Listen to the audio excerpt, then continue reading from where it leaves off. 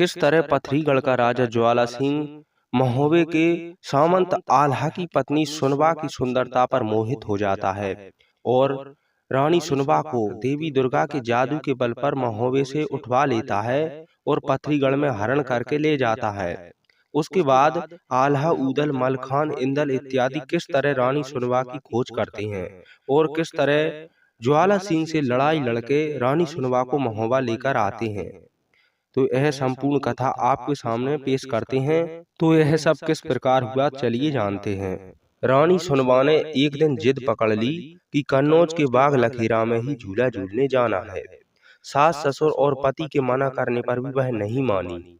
सासु दिबला ने ऊदल से कहा, परंतु वह पहले ही इंदल के अपहरण में ही भारी परेशान हुआ था। एक बार इंदल का अपहरण हुआ था, उससे ही वह परेशान था, अतः वह भी तैयार नहीं हुआ। ताला सैयद आल्हा के पिता का साथी था, वह तैयार हो गया और रानी सुनबा को बाग लखेरा में झूला झुलाने के लिए ले गया। वहां पथरिया कोट का राजा या पथरीगढ़ का राजा ज्वाला सिंह भी आया हुआ था। उसने रानी सुनबा के शरीर की चमक देखी तो हैरान हो गया। जाकर उसने विवाह का प्रस्ताव रखा, परंतु रानी ने बताया कि न वह कुंवारी है और न ही किसी कमजोर गरीब की पत्नी है। मेरे पति आल्हा को पता चला तो वह तेरी खाल में भुस भरवा देंगे, ऐसा रानी मछला ने गुस्से में ज्वाला सिंह से कहा। ज्वाला सिंह ने जादू की पुड़िया भी फेंकी, परंतु सुनबा स्वयं जादू में माहिर थी। तब ताला सैयद वहां आ पहुंचा। ज्वाला सिंह तुरंत वहां से भाग गया। अपने पथरी कोट में जाकर वह उदास होकर बिस्तर पर पड़ा रहा। किसी को कुछ नहीं बतलाया, पर मठ में चंडी की पूजा की, हवन किया तथा अपनी बलि देने के लिए कटार निकाल ली। चंडिका भवानी प्रसन्न हो गई और पूछा कि क्या बात है, तो उसने बताया कि मुझे सुनबा किसी भी तरह अपने घर लानी है। देवी ने पहले तो उसे समझाया, परंतु वह नहीं माना। तब देवी ने कहा कि ठीक है, काम पूर्ण होने का भरोसा दिया। कहा कि काम पूरा हो जाएगा।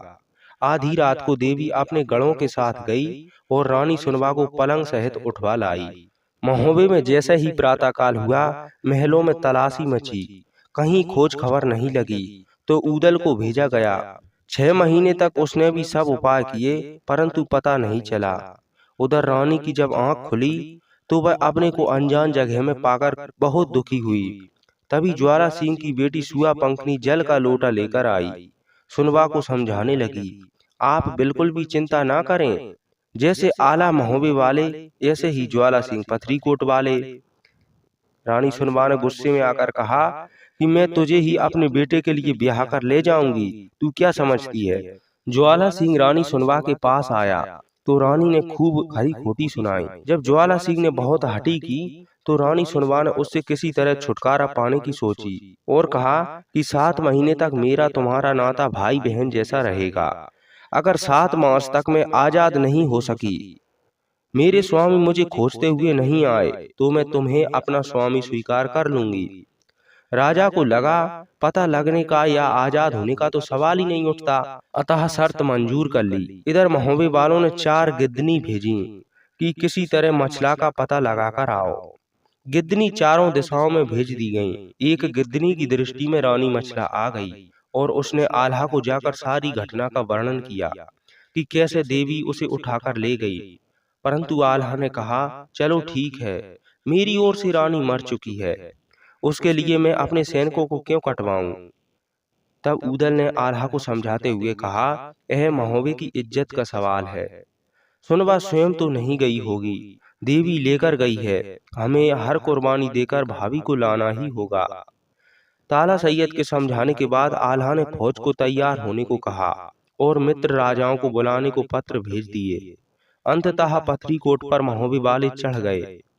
आल्हा ने ज्वाला सिंह को संदेश भेजा कि रानी सुनबा का ढोला सहित हमारे पास भेज दो, नहीं तो ईंट से ईंट बजा दी जाएगी। ज्वाला सिंह ने बड़े पुत्र हाथीराम को आक्रमण करने भेज दिया। तोप चली, बंदूकें चली और फिर तलवारें खटाखट चलने लगीं। ज्वाला सिंह की फौजें लगातार कट कट कर गिरने लगीं। ऊदल और इंदल ने भारी मार मचाई। ज्वाला सिंह फिर देवी के मठ में जाकर रोने लगा। चंडिका भवानी जादू की पुड़िया दे दी और महोबा के बना पर सब पत्थर बना दिए गए। इंदल बचकर कन्नौज पहुंच गया और बाकी सब पत्थर बन गए। कन्नौजी राजा जयचंद और लाखन ने इस वक्त का फायदा उठाकर बनाफरों के घर पर जबरन कब्जा करने का निश्चय किया। इंदल ने जाकर मलखे को सूचित किया कि चाचा जी इस तरह कन्नौज के राजा जयचंद और लाखन महोबे को अपने कब्जे में ले रहे हैं। तब मलखान अपनी विशाल सेना लेकर आया। लाखन और जयचंद को ललकारा। दोनों ने मलखान की वीरता का लोहा माना। मलखे फिर अमर गुरु के पास आ गए। मलखान 3 दिन तक एक पांव पर खड़ा रहा और अमर गुरु को प्रसन्न करने के लिए प्रयत्न किया। जब मलखान अपना सिर उतारने के लिए तैयार हो गया तो अमरनाथ ने कारण पूछा। मलखे ने सारी बात बताई। उन्होंने चंडी को प्रसन्न करने को कहा। साथ ही गुरु अमरनाथ ने अपनी सारी विद्या मलखान को दे दी। मलखान ने गुरु अमरा की विद्या से जादू फेंके और सब जो पत्थर हो गए थे जीवित हो उठे। हाथी घोड़े मनुष्य सब जीवित हो गए। उसी समय चंडी भी वहां पहुंच गई और ज्वाला सिंह से पुत्र सूबे सिंह की बलि मांगी। राजा ने कहा, हे माते, 100-200 बकरे घोड़े हाथी की बलि ले लो, परंतु पुत्र की बलि मैं नहीं दे सकूंगा। चंडी कुपित हो गई और चली गई। फिर मलखान ने चंडी का स्मरण किया। चंडी बोली, ज्वाला सिंह ने वादा करके भेंट नहीं दी, अब मैं पहले भेंट लूंगी तब कार्य करूंगी।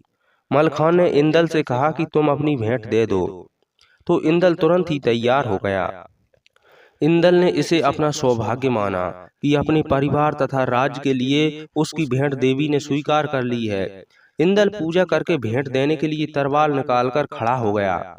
ज्यों ही तलवार चलाई, माता ने हाथ पकड़ लिया और कार्य सिद्ध होने का वरदान दिया। मलखान ने ज्वाला सिंह को पत्र लिखा, अब भी यदि युद्ध करना चाहो तो मैदान में आ जाओ। ज्वाला सिंह की फौज एक बार फिर युद्ध करने आ गई। दोनों बेटों सहित ज्वाला सिंह रण में भिड़ गया। उसके सब सेने खप हो गए। चाचा ताल्हा सैयद, आल्हा, ऊदल, ढेबा, इंदल सब मलखान के साथ दिखाई दिए। ज्वाला सिंह की सेना भाग खड़ी हुई। तब राजा ज्वाला सिंह ने हाथ जोड़कर क्षमा याचना की और माना कि बनाफरों का कोई मुकाबला नहीं। राजा और उसके दोनों बेटे हाथीराम और सूबे सिंह को कैद मुक्त कर दिया गया। एक डोला रानी सुनबा तथा दूसरा डोला अपनी पुत्री सुआपंखनी का आल्हा को सौंप दिया गया। महोबे जाकर इंदल का सुआपंखनी से विधिवत विवाह कराया। यह सुआपंखनी राजा ज्वाला सिंह की ही पुत्री थी, जिसका विवाह इंदल के साथ संपन्न हुआ। तो इस प्रकार पथरीगढ़ से महोबे के आल्हा ऊदल का युद्ध हुआ और रानी मछला को छुड़ाकर महोबे लेकर आए। इसी तरह आल्हा ऊदल तथा सनातन धर्म से संबंधित कहानियां सुनने के लिए चैनल को सब्सक्राइब कीजिएगा। मिलते हैं फिर अगली वीडियो में। जब तक के लिए जय श्री राधे कृष्णा।